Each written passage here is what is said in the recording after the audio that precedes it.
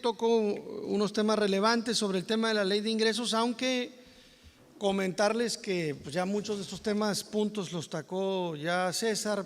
Prácticamente quiero hacer nada más algunos comentarios que considero que son relevantes relacionados con el manejo de la ley de ingresos. En términos generales, ustedes saben, pues es este catálogo, la ley de ingresos, que se presenta de la posible recaudación que en los diferentes rubros el gobierno federal pretende obtener durante el año siguiente. Y esta ley de ingresos, junto con la ley de egresos, se presenta de forma que pues precisamente esos ingresos deberán de ser suficientes para cubrir los egresos también contemplados en el presupuesto o la ley de egresos. Y aquí quiero comentarles que mi percepción es que esta ley de ingresos y de egresos no tiene muchas diferencias con lo que estábamos acostumbrados. En realidad, por lo que yo he escuchado de los analistas económicos, como parte de lo que ya decía ahorita César, pues no hay mucha disparidad entre lo que propone la ley de ingresos en cuanto a paridad cambiaria, peso de petróleo, inflación, con los pronósticos que hace la banca, la bolsa y todo lo que se prevé. Pequeñas diferencias, pero finalmente siempre se han presentado de esa manera. Alguien puede ser más optimista que otros. Yo sé que ahorita, por ejemplo, oyeron a César y algunos de ustedes pues ya están asustados o acongojados con lo que pueda pasar, pero son ópticas, ¿no? En el tema del pronóstico económico, de los indicadores económicos, pues es eso, es un pronóstico, es una idea más o menos acertada en muchos de los casos, y por lo que yo he podido percibir, no hay así una gran disparidad de criterios entre los indicadores económicos propuestos en las leyes de ingresos y de egresos con los que el sector privado está haciendo. Ese tema llama la atención porque en teoría iba a ser diferente. Y además, si tomamos en cuenta todo el tema de los programas sociales propuestos, pues también no queda muy claro ahí una cierta opacidad en la forma en la que se presenta la propuesta, porque no deja muy claramente expuesto, aunque sí hay muchos recortes en algunos programas sociales y reasignación a la nueva óptica del gobierno federal en el tema de programas sociales, la realidad es que no hay un manejo presupuestalmente presentado irregular o desajustado o que pudiera provocarnos alguna inquietud en lo particular, ¿no? Yo podría decir que en términos generales pues no hay ahí nada que alarme significativamente. Lo que a veces es lo que no se ve de manera muy clara cuando se presenta, y pues tendremos que estar muy atentos a lo que se va desarrollando en el camino y si efectivamente la práctica de gobierno se ajusta al presupuesto de ingresos y al presupuesto de egresos que se presenta. Eso es lo que vamos a tener que hacer, porque lo que más nos queda como sociedad civil es estar vigilantes de que efectivamente el ejercicio de esos presupuestos sea correcto, sea el que se deba, y que no nos lleven a esta preocupación que ahora les comentaba en relación con la posibilidad del endeudamiento, que es la más grave preocupación que creo que debiéramos de tener para que un manejo financiero sano del país no nos lleve a un escenario que todos estemos lamentando en el mediano o largo plazo. Entonces, por lo pronto, esa es un poco la percepción. Yo en el tema de ingresos, lo que quería comentarles era para que vean que no hay que confiar de los políticos. Alfonso Romo dijo que Andrés Manuel juró que no habría impuestos nuevos ni aumentaría los actuales. Ciertamente esta premisa se cumplió prácticamente en toda la propuesta, excepto en el tema que ya comentó César, que es el incremento de los intereses en cuentas bancarias. Ahí nos duplicó el impuesto sobre la renta que se iba a retener. No solamente le aumentó la inflación o le aumentó poquito, le duplicó la tasa de retención que los bancos nos tendrán que retener por los intereses que se generan al 1.04%. Entonces, esa es un incumplimiento a oferta de que no habría incrementos. Sí los hubo. Textualmente, en este caso, sí hubo un incremento de tasa. Entonces, no hay cumplimiento a la palabra empeñada porque no fue cumplida a cabalidad.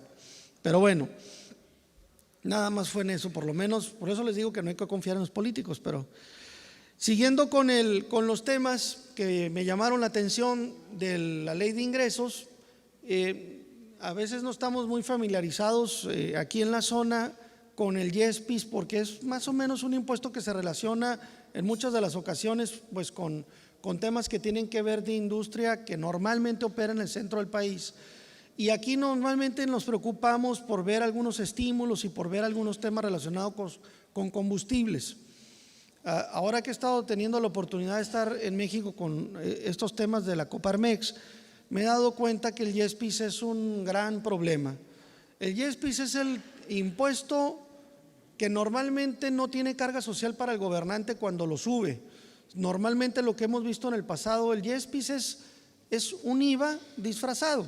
Finalmente estamos hablando de un impuesto indirecto, pero hablamos de un impuesto que no tiene la carga social de que se incrementa como si incrementara el IVA hacemos todos un escándalo, pero cuando se aumenta el YESPIS, no, nadie dice nada, nadie le interesa, nadie comenta nada, porque se ve un tema a veces como asociado al común consumidor, pero la verdad es que está sumamente relacionado.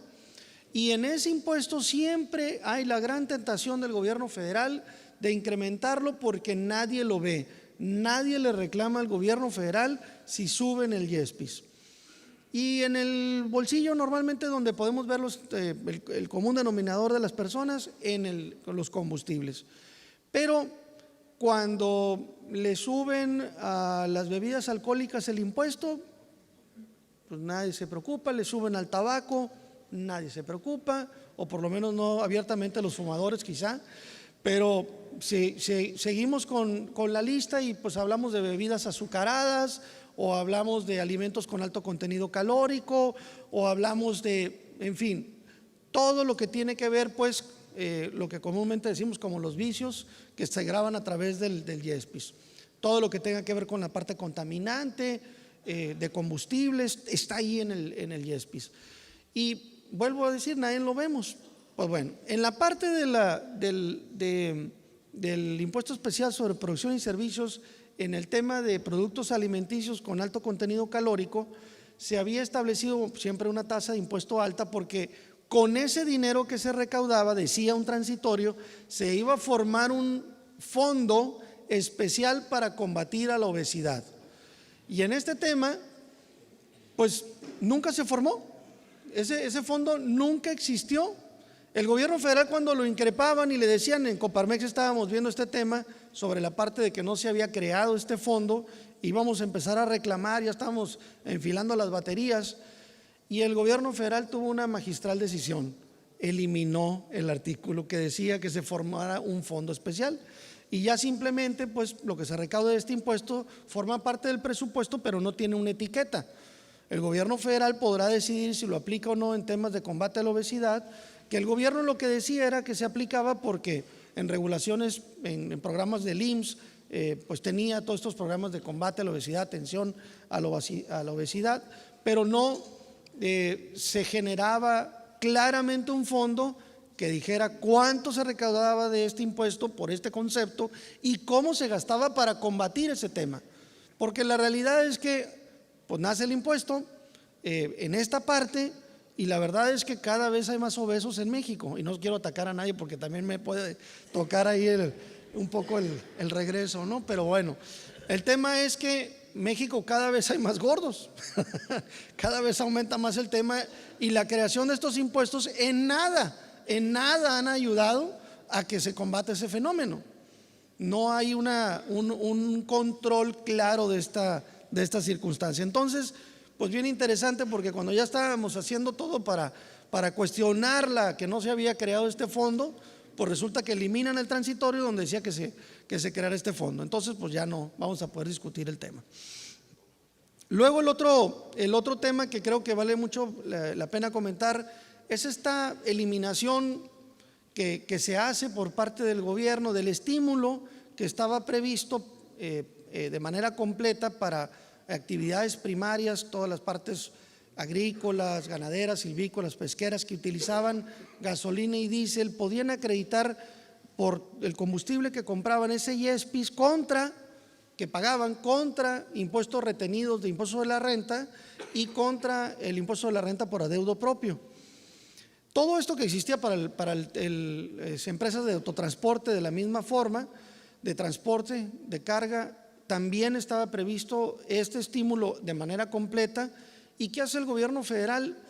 Acota el estímulo y ya no permite que se aplique contra sueldos, contra retenido de sueldos, solamente permite que se aplique contra el impuesto de la renta por adeudo propio. Y esto pues es realmente una muy mala noticia, porque todas estas empresas que tenían estos beneficios, pues la verdad es que prácticamente se los hacen nulo el beneficio. Es una gran problemática, es una significativa carga adicional que van a tener todas estas empresas que estaban acostumbrados a utilizar este estímulo y ya no van a poder gozar de él, salvo contra impuestos de la renta por adeudo propio. Ya no van a poder utilizarlo contra retenciones. Es una grave afectación. Esto es lo que les decía, si bien es cierto, no incrementa impuestos, no crea nuevos impuestos, pero reduce los estímulos, pues es mayor carga tributaria para las empresas, particularmente a empresas de este giro que estaban muy acostumbradas a utilizar ese beneficio que mucho les ayudaba para su carga tributaria. Entonces, pues algo también sumamente grave.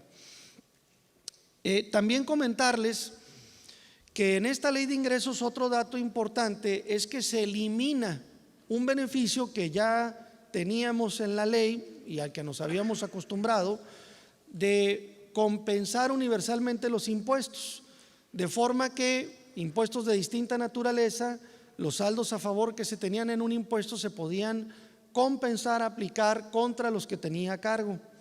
Y ese beneficio no lo eliminan. Hay una serie de irregularidades, no necesariamente que la hacen ilegal, pero es una clara desatención vamos a decir, de limpieza legislativa, de la mejor práctica legislativa para hacer un cambio, porque si bien es cierto en la ley de ingresos se considera la eliminación de esta figura, en Código Fiscal se deja vigente la disposición en el 23, pero como expresamente la ley de ingresos se refiere al 23 del Código Fiscal y se dice que se elimina por jerarquía de ley, porque la ley de ingresos tiene una jerarquía legal superior al código y porque adicionalmente es la última voluntad del legislador acotar ese derecho, pues debemos de tener por eliminado la posibilidad de compensar universalmente. Y esto pues sí es una muy grave afectación. En Coparmex, en donde me toca ahí participar, se generó toda una campaña de este tema. Al principio la verdad es que no me sentía yo muy cómodo con los términos, porque se oía así medio fuerte, ley gandalla, ¿no? Y cuando se estaba analizando cómo transmitirle a la gente lo que implicaba la eliminación de la compensación, los de medios de comunicación dijeron: esta es la mejor forma de transmitirle a la gente, ¿no? Todo el mundo la palabra la identifica y finalmente, al principio, como les decía, no me gustaba mucho, pero después ya me gustó. ¿Por qué? Porque decía, pues sí, efectivamente, ¿cómo le podemos decir cuando a mí me obliga a pagar el gobierno lo que le debo, pero lo que ella me debe a mí, la autoridad me debe a mí o el gobierno me debe a mí, me lo regatea, me lo esconde, me lo entrega cuando le da su gana? Pues es ser gandalla. Si se queda con lo mío y no me lo entrega y lo suyo sí me lo cobra, pues es ser gandalla. Sí, eso no hay otra manera de quizá fácil de decirlo. Tuve la oportunidad de estar en una reunión de gobierno en Palacio Nacional tocando este tema de la eliminación con varios grupos del sector empresarial, y con la conversación con el subsecretario de Ingresos, uno de sus comentarios me llamó mucho la atención, que no nos ayudaba gran parte, porque nos decía que la compensación universal no existe en ningún país de la OCDE, ningún país que participa, socios económicos de la OCDE, tiene la figura de la compensación universal. Los únicos países en América que tienen la figura son Panamá y Venezuela. Entonces, pues no nos ayudaban mucho los ejemplos, ¿no? El tema era que ya estábamos acostumbrados a las circunstancias, y si ustedes recuerdan que ustedes, muchos de aquí contadores o empresas que han sufrido todos estos procesos, en el pasado con Peña Nieto se puso un candado y una cerrazón especial a las devoluciones. El gobierno federal se concentró en ese momento en que la fuga que ellos consideraban que había de saldos a favor o devoluciones de cantidades derivaba del procedimiento de devolución, y le puso una especial atención, foco y vigilancia. Pero cuando hablabas de la compensación, pues no, era más ligero, no era más complicado, y ya el gobierno lo hacía de una manera más sencilla, no muy revisado. Y entonces, pues todo lo que no podías pedir en devolución, porque ellos establecieron candados que impidieron la facilidad para la devolución de esos saldos, todo el mundo se fue por la parte de la compensación. Entonces lo que se cerró allá salió por este lado. Y entonces, ¿qué dice el gobierno federal? Pues ahora también cierro ¿verdad? Lo elimino para que ya por ningún lado me puedas pedir los saldos a favor, o sea un drama hacerlo a través de la devolución. Entonces el sector, pues por supuesto que no estuvimos empresarial muy de acuerdo con el tema.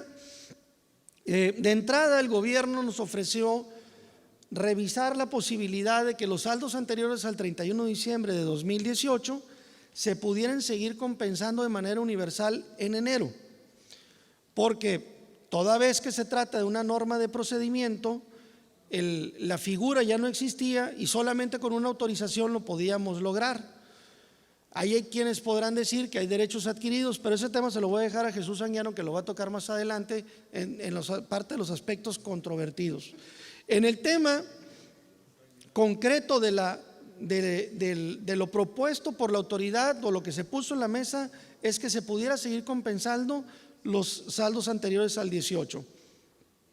Lo que sucedió, pues no fue ni la mitad de lo que pedimos y habíamos acordado, porque en el 7 de enero nos dijeron en reglas que solamente se podía seguir compensando universalmente los saldos anteriores al 31 de diciembre del 18 contra el impuesto sobre la renta por adeudo propio, y no nos permitían compensarlo contra impuestos retenidos, lo que hacía eso pues inoperante o no lo hacía suficiente, y entonces pues no cumplieron en cierta manera lo que habían ofrecido con este tema.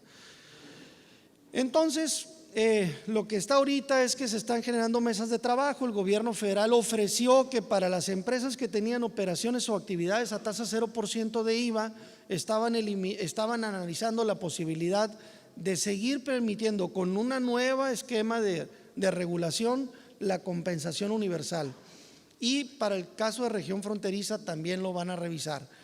Pero ya ahorita pues no estoy muy optimista de lo que pueda suceder, porque lo que habían ofrecido respecto a 2018 hacia atrás pues no lo dieron.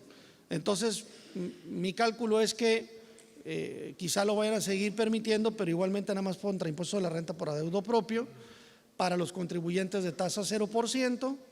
Y en el caso de frontera no creo, porque como que nos están viendo como que nos dieron demasiado y todavía quieres más, ¿no? Entonces no percibo un optimismo real en este tema, aunque pues vamos a estar ahí batallando hasta que nos alcance para exhibir esa circunstancia, ¿no? Pero ustedes finalmente saben, ahorita tenemos un presidente sumamente fuerte, porque más de la mitad de los votantes votaron por él, y siempre que le reclamas, tiene autoridad moral el presidente para hacer lo que quiera, porque la mitad de los mexicanos votaron por él, y entonces siempre sacan ese tema, ¿no?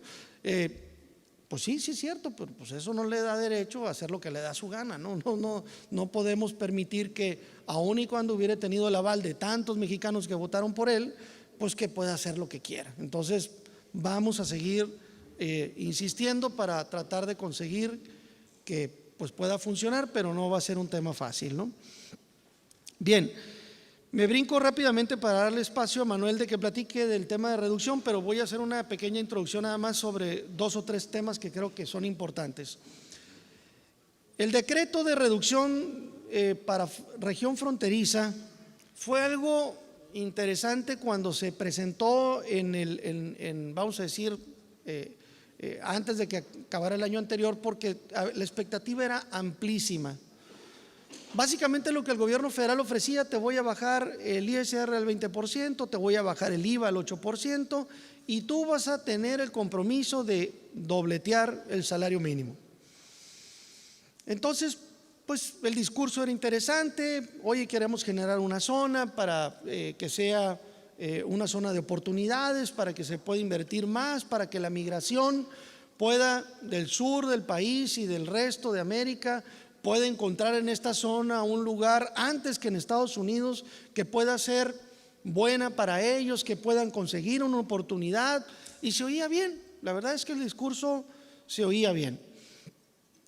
¿Qué preocupaciones traíamos? Las preocupaciones que traíamos: oye, ¿cuánto le va a costar al gobierno federal? 140,000 millones de pesos. ¿De dónde va a sacar? ¿Cómo le va a afectar a las entidades federativas el recurso? ¿De dónde va a sacar para reponer tal cantidad? Pues ya supimos por qué al final: porque nunca fue ni remotamente lo que pensamos que iba a ser. O sea, ¿qué pasó? Pues que no sucedió. Ya antes de fin del año platicábamos, Manuel y yo decíamos: oye, me enteré de que no quieren, no están considerando para el tema del decreto a las importaciones. ¿Cómo que no? Sí, no quieren. O sea, no es como antes nosotros lo teníamos, que cuando importábamos para región fronteriza teníamos una tasa reducida de IVA y que la pagábamos cuando importábamos para esta región. Pues eso no lo están incluyendo, nada más son para las operaciones en la región. Ah, caray, bueno, pues entonces si sacamos cuentas, pues a lo mejor sí alcanza, ¿verdad? Porque pues si le vas quitando y finalmente es optativo, no todos lo aplican o no todos pueden. Ahorita platicará Manuel de todos esos detalles. Finalmente estamos hablando de un boquete presupuestario de entre 20,000 millones de pesos y 30,000 millones de pesos. Ni siquiera pues remotamente lo que habíamos pensado que iba a ser el boquete del estímulo que se había generado. Entonces pues a lo mejor se alcanza con el combate a la corrupción y alcanza a salir ese diferencial que nos quitan, porque el alcance del decreto fue muy limitado, fue realmente en relación a lo que la expectativa que teníamos todos que pudiera llegar a ser, pues no fue. Un tema muy relevante que también Alberto va a tocar con mucho detalle, pero nada más para llamar a su atención. Dice este decreto, se propone como parte de la práctica de gobierno, que la responsabilidad que teníamos las empresas en esta zona a cambio de recibir esos beneficios era dobletear el salario mínimo. ¿Saben ustedes cuántas personas hay de salario mínimo en Baja California? Ahí les va: 571 personas. En todo el estado de Baja California reciben un salario mínimo. Solamente 571 personas van a recibir el doble de salario mínimo, ¿no? Luego están 280,000 personas en Baja California, reciben 2 salarios mínimos. 245,000 personas reciben 3 salarios mínimos. 4 salarios mínimos, 124,000 personas, y 5 salarios mínimos, y así sigue para adelante, ¿no? Pero ya se empieza a reducir, 65,000 personas. Entonces, pues ¿dónde está el beneficio que decía el presidente para los trabajadores de la frontera? Pues no, 571 personas. Esos son los ganones del decreto que se propuso por el presidente. Ese es el gran regalo que el presidente de México le hace a 570 trabajadores de esta zona y región Baja California.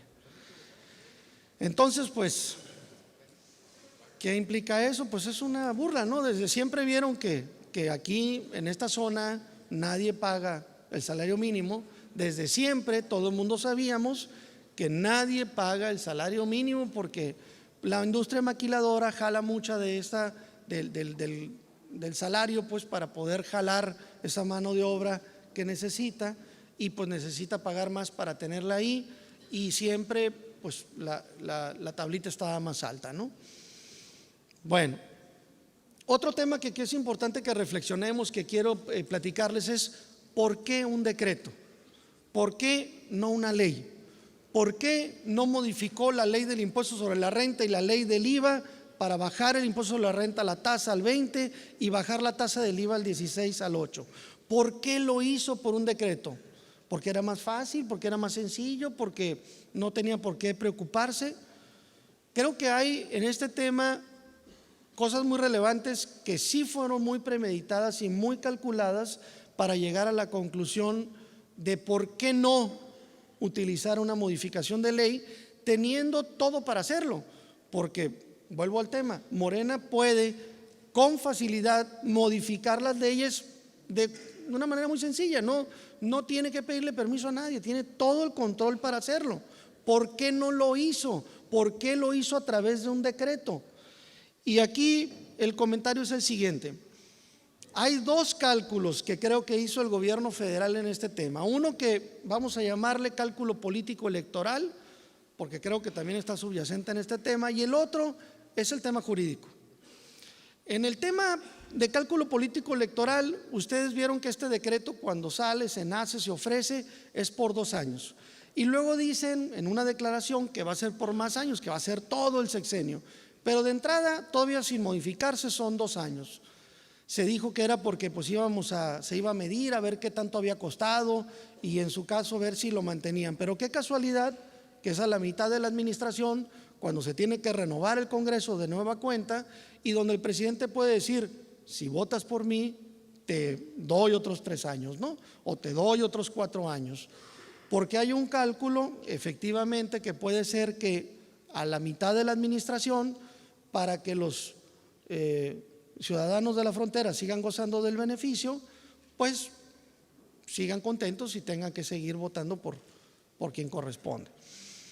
Y evidentemente es un control de tiempos, es un control de ver cómo quito, doy, como yo lo considere, porque los beneficios pues, o las bondades o las entregas de los estímulos o de los premios, pues yo, presidente, decido cuándo, cómo y quito y doy, porque yo soy el que lo determino.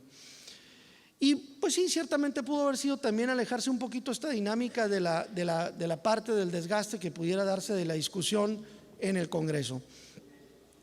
Y el otro cálculo es el jurídico, el cálculo jurídico, porque hay un tema que tenemos como antecedente negativo para efectos de haberlo hecho en ley. Ustedes recordarán que cuando estábamos al 11% y nos subieron al 16%, los que estábamos en frontera promovimos un amparo para discutirle que era un trato inequitativo, que debía a la frontera tratarse diferente porque la competencia con el norte del país nos hacía diferentes y se valía tener diferenciadamente una tasa.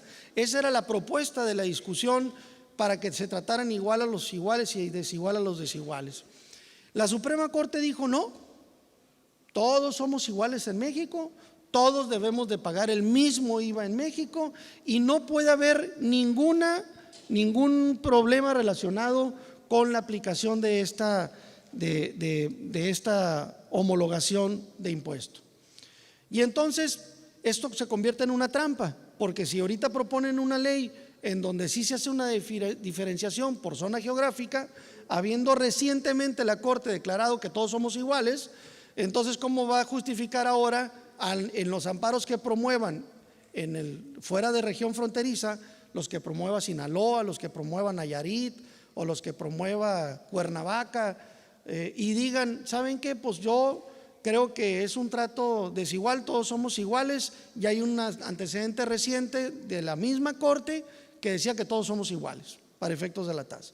Entonces ciertamente había una trampa constitucional derivada de los anteriores criterios de la Corte. Por eso una buena parte de la decisión implicaba que no podía ser en una ley, no podía hacerse modificándose la ley de ingresos, perdón, la ley de Hacienda, impuesto de la renta y la ley del IVA. Por eso se tenía que hacer a través de un decreto, porque en el decreto que expide el Poder Ejecutivo no se rige por las mismas limitaciones que las leyes.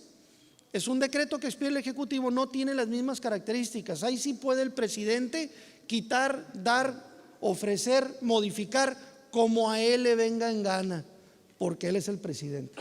Y él puede hacer eso porque constitucionalmente tiene la posibilidad de diferenciar por zonas geográficas, y si él quiere estimular una zona económicamente, lo puede hacer, y él sí puede diferenciar. pero las leyes, por estos antecedentes que les comento, no se podían hacer.